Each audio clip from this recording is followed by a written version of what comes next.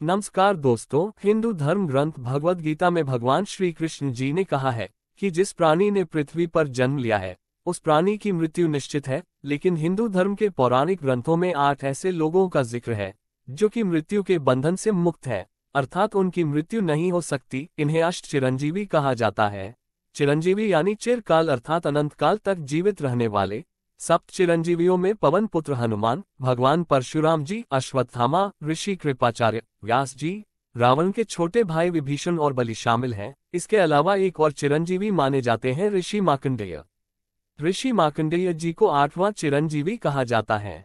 इन अष्ट चिरंजीवी के नाम का जाप करने से व्यक्ति निरोगी रहता है और वह व्यक्ति लंबी आयु को प्राप्त करता है। जो भी व्यक्ति इन चिरंजीवियों के नाम का जाप करता है वह शतायु हो जाता है, अर्थात उस व्यक्ति की उम्र 100 साल की हो जाती है। अगर वीडियो पसंद आ रही है तो कृपया द डिवाइन स्टोरी चैनल को सब्सक्राइब जरूर करें।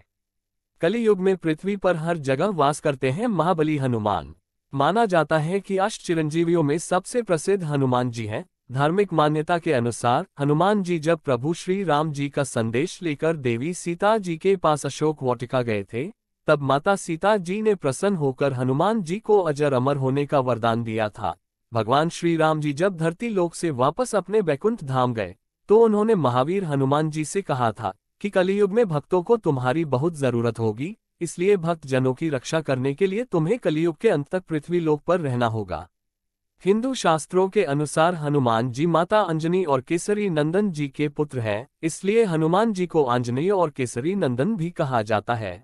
श्रीमद्भागवत गीता में एक प्रसंग के अनुसार हनुमान जी कलियुग में गंधमादन पर्वत पर निवास करते हैं। माना जाता है कि भगवान श्री हरि विष्णु जी जब कल की रूप में धरती पर अवतार लेंगे तो हनुमान जी समेत सभी अष्ट चिरंजीवी दुनिया के सामने आ जाएंगे।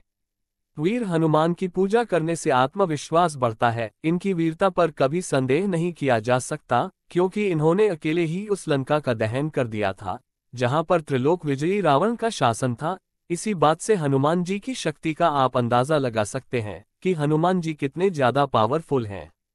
महावीर हनुमान जी ने सूर्य देव को क्यों निगला था? वीर हनुमान जब छोटे थे तो उन्हें एक बार बहुत तेज की भूख लग गई। जब माता अंजनी फल लाने के लिए आश्रम से बाहर गई तब भूख से व्याकुल हनुमान जी को आकाश में सूर्य देव दिखे। लाल रंग के सूर्य को फल समझकर उन्हें खाने के लिए आकाश में उड़ जाते हैं। उसी समय राहु सूर्य पर ग्रहण लगाने वाला था। जब हनुमान जी ने सूर्य देव को खाना चाहा तो हनुमान जी का हाथ राहु पर पड़ गया। राहु हनुमान जी से डरकर इंद्र के पास भाग गया। इंद्र देव ने हनुमान जी पर वज्रायुध से प्रहार किया तो वे पहाड़ पर जाकर गिर पड़े। जब वायुदेव ने अपने पुत्र की ये दशा देखी तो उन्होंने समस्त संसार में अपनी गति रोक दी। कहीं पर भी हवा का नामोनिशान नहीं था। हवा की गति रोकने पर पूरी सृष्टि त्राहिमाम कर उठी। कोई भी प्राणी सांस नहीं ले पा रहा था। तब सभी देवता ब्रह्मा की शरण में गए। फिर सभी देवता गण ब्रह्मा सहित वायुदेव के पास पहुंचे, जो उस समय हनुमान को अपनी गोद में रखकर सहला रहे थे। इसके बाद ब्रह्मा, इंद्रदेव और सूर्य देव ने हनुमान जी को वरदान देकर पवन देव का गुस्सा शांत किया। तब जाकर उन्होंने अपनी गति पूरे संसार में दोबारा शुरू की। कलियुग में कल्कि के गुरु बनकर वापस आएंगे परशुराम। जगपालन करता भगवान श्री हरि विष्णु जी के दशावतारों में छठा अवतार भगवान परशुराम जी का माना जाता है। हिंदू शास्त्रों के अनुसार परशुराम जी ऋषि जमदग्नि और देवी रेणुका के पुत्र हैं। परशुराम जी का जन्म सतयुग और त्रेता युग के संधिकाल में हुआ था। इनका नाम पहले राम था। जब इन्होंने भगवान शिव जी की कड़ी तपस्या की तो उनसे वरदान में एक परशु मिला, जिसके कारण बाद में इनका नाम परशुराम पड़ गया। त्रेता युग में भगवान श्री राम जी ने देवी सीता जी के स्वयंवर में जिस शिव धनुष को तोड़ा था, उस धनुष को भगवान परशुराम ने राजा जनक को दिया था। परशुराम जी शिव धनुष के टूटने पर बहुत क्रोधित हुए और महेंद्र पर्वत पर अपनी तपस्या को छोड़कर तुरंत स्वयंवर सभा में आ पहुंचे। लेकिन जब उन्हें पता चला कि उन्हीं की तरह भगवान श्री राम भी भगवान श्री हरि विष्णु जी के अवतार हैं, तब उनका क्रोध शांत हो गया। त्रेतायुग के बाद द्वापर युग में भी भगवान परशुराम जी मौजूद थे। उन्होंने भीष्म पितामह, गुरु द्रोणाचार्य और कर्ण जैसे महावीरों को शस्त्र और शास्त्र दोनों की शिक्षा दी थी। जब परशुराम जी को पता चला कि कर्ण ने उनसे झूठ बोलकर शिक्षा ली है तो उन्होंने कर्ण को श्राप दिया था कि जब उसे उनकी सिखाई हुई विद्या की सबसे अधिक आवश्यकता होगी तो वह उन विद्याओं को भूल जाएगा और उसके रथ का पहिया युद्ध करते हुए रणभूमि में धंस जाएगा। महाभारत युद्ध में अर्जुन और कर्ण के बीच युद्ध के दौरान भगवान परशुराम जी का दिया श्राप निर्णायक साबित हुआ। हिंदू धर्म की पौराणिक कथाओं के अनुसार भगवान परशुराम जी ने अपने पिता के आदेश पर अपनी माता का वध भी कर दिया था।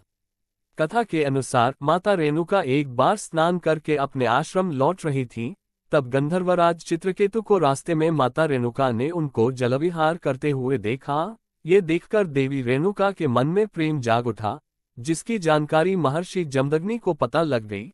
तब उसी समय वहां पर परशुराम जी के चारों पुत्र रुक्मवान, सुषेणु, वसु और विश्वावसु आ गए। महर्षि जमदग्नि ने उन सभी से बारी बारी अपनी मां का वध करने को कहा, लेकिन सभी ने अपनी माता का वध करने से मना कर दिया। तब महर्षि जमदग्नि ने वहां पर उपस्थित अपने सभी पुत्रों को श्राप दे दिया कि उनकी विचार शक्ति नष्ट हो जाएगी। अंत में वहां पर महर्षि जमदग्नि के पुत्र परशुराम जी आ पहुंचे, तो महर्षि जमदग्नि ने परशुराम को भी अपनी मां का वध करने का आदेश दिया। पिता के आदेश मिलते ही परशुराम जी ने तुरंत अपनी मां का वध अपने फरसे से कर दिया, जिससे फिर महर्षि जमदग्नि ने प्रसन्न होकर परशुराम जी को कुछ भी वर मांगने के लिए कहा। तब परशुराम जी ने अपनी माता रेणुका जी को पुनर्जीवित करने और अपने चारों भाइयों को श्राप से मुक्त करने का वरदान मांगा, तो महर्षि जमदग्नि ने उनकी सभी इच्छाएं पूरी कर दी। साथ ही परशुराम जी को अजय होने का वरदान भी दे दिया। हिंदू शास्त्रों के अनुसार कलियुग के अंत में जब भगवान श्री हरि विष्णु जी कल्कि के रूप में अवतार लेंगे, तो उस वक्त भगवान परशुराम जी उनके गुरु बनकर वापस आएंगे। इस प्रकार अष्ट चिरंजीवी आज वर्तमान में भी जीवित हैं और कलियुग के अंत तक अमर रहेंगे।